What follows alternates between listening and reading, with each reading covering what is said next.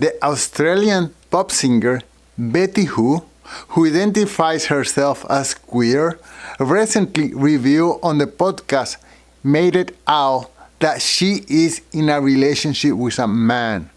Oh my God! The whole queer community is going crazy over this. The backlash, especially from part of the lesbian community, is just going crazy. They are accusing Betty Who of being lesbophobic. Now let's hear part of that interview, and then let's hear the reactions that the whole community is having. I'm a queer person who was like, I'm probably going to grow up to be gay. And then I became obsessed with a boy. Right. And it's the best thing that ever happened to me. It doesn't mean that I am not queer and that I don't represent or like love the queer community and exist in the queer community. Yeah. And so I urge, I think a huge theme of this entire conversation for both of us has been to allow ourselves to make the choices that feel right in the moment that they feel right, because a huge part of queerness is like identifying yourself and putting yourself under alphabet mafia. It's like, which one are you? And if you change that, I will never forget it, Right. So I think that as much as, like, it's funny that Renee Rapp is like, you'll never catch me dating a man. It's like, go off, queen. Like, I love that for you. Right. But I also hold space for her in 10 years if she goes, oops, I met the love of my life and it's this man. I didn't mean to. It's Right. like, that's okay. It Yeah. shouldn't be illegal for you to fall in love. It's kind of like, now we've come so far that our community is so strong that now it's like a crime to be straight. Right. Honestly, cheek. It's like, I do love that we've come full circle. Punishing people for being hetero feels like sort of correct. No, just kidding.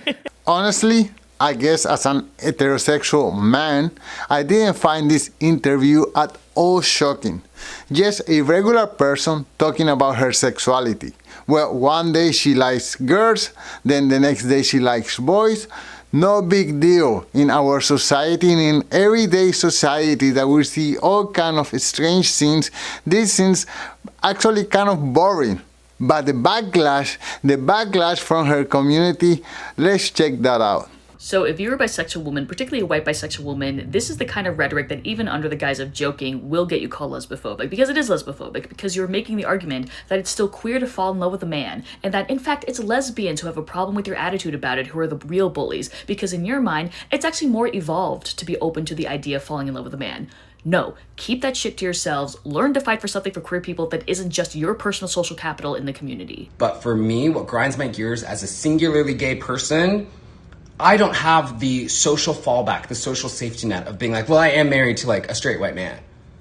But you do. So inherently, the situation is not the same. You are not speaking for me, because I'm not going to be married to a woman in 10 years. Lesbians will not be married to a man in 10 years.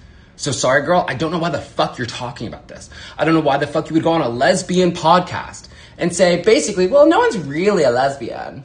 I'm sorry, and even if that's not what you meant, that's what you fucking said. And that's why it's so important for me to acknowledge the difference between singularly gay people and bisexual people, because I will never marry a woman.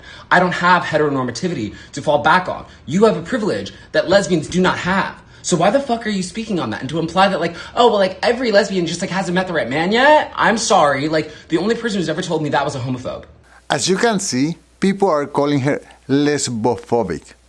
But let's be honest. She is not. She's just being open about her life and her identity. To me, this feels like a huge storm inside of a teacup. We have solved the biggest problem of our civilization.